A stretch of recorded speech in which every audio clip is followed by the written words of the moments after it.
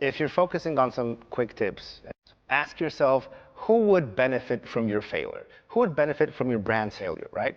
So put that in the context, who's your enemy?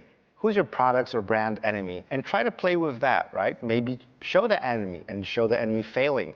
That's always a good idea. That's always a way to start a conversation and maybe kickstart a cool idea, right? Another idea that can get the creative juices flowing is what's the worst thing that you could do? Like literally, what's the dumbest idea that you could do that would be absolutely the worst? And go with it. See where it takes you. It will open up some closed doors in your mind, and by the end of this thought process, you might find an eureka moment that will lead you back into that normal creative space. But that's always a good idea. When I'm trying to figure something out, I think, what's the dumbest thing we could do for an ad? Or what's the dumbest thing we could do for a video? And I play with it a bit. And sometimes it leads me to uncover a new idea, sometimes it doesn't. But it's part of the process. Another good question to ask yourself is to reframe the context. It sounds complicated. For example, you're in B2B SaaS and you do SaaS for document management, right?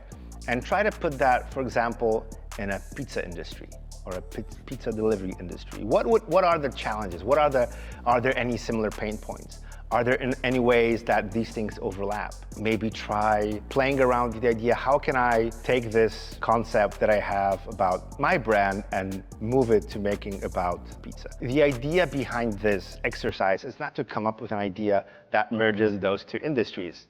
It usually doesn't. Sometimes it has good results, but not always. Again, this is an exercise that will help you think more creatively and find the right path to something that really works for you.